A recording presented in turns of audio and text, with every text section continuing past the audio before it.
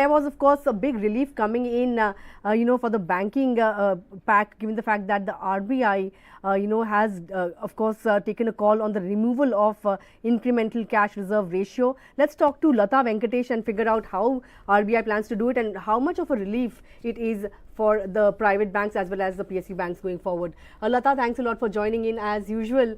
Tell us, how does the RBI plan to remove this ICRR? They haven't done it in one go, in phases, and what kind of a relief can we expect when it comes to the banks? Okay, to understand the relief, you must know what the punishment was. The punishment was that all the deposits that the banks got from May 19 to July 28, on that amount of money, about whatever, some 10 lakh crore of deposits they must have got, they have to keep 10% as pure cash. They can't lend it. So, you're raising deposits at 5 or 6%, but you have to keep it lazy. Yeah. You're not earning money on it. That is the meaning of that incremental cash reserve ratio. So, just imagine about 5% for 2 months on a large amount like 1 lakh crore rupees is a bit of a loss for the banks. Now, what Reserve Bank has said that they have, the total amount cash impounded works out to about 1.1 lakh crore. We don't know the exact amount, it's thereabouts.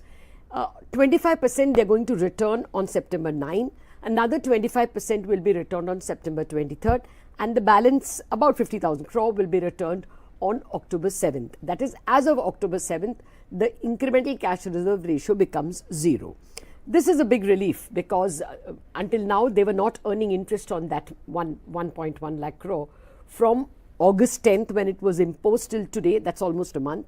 Now, they'll start earning interest on a part of it starting September 9th, that's tomorrow, and eventually all of it will come back. It's a big relief. Bankers tell us that in these 2 months, they would have lost about 2 to 3 basis points in terms of margins. So, if they were making 4.2, they would have made 4.17. And for HDFC Bank, the hit would be a little more because they got the maximum amount of deposits in July because of the merger of HDFC.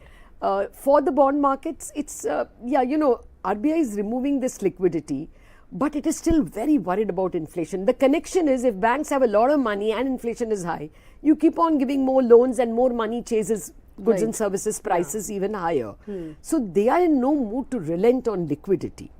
It is just that it was too big an instrument, too blunt an instrument to use ICRR. They will use smaller instruments like what you call variable rate reverse repo. That the VRRR. It is for 14 days. Then they take the money for 14 days and give them some interest of 6%, 6.5%, depending on the variable rate, and they keep rolling it over. So they will keep withdrawing money when liquidity is high, and they will do the opposite. They will give money on September 15th when advance taxes pushes the banking system into deficit. Now, the whole process will anyway wind up by the time we come to October, November, because those are the months when Indians withdraw cash from the banking system for Dussehra and Diwali. It's common to give cash as gifts or use the cash to buy something.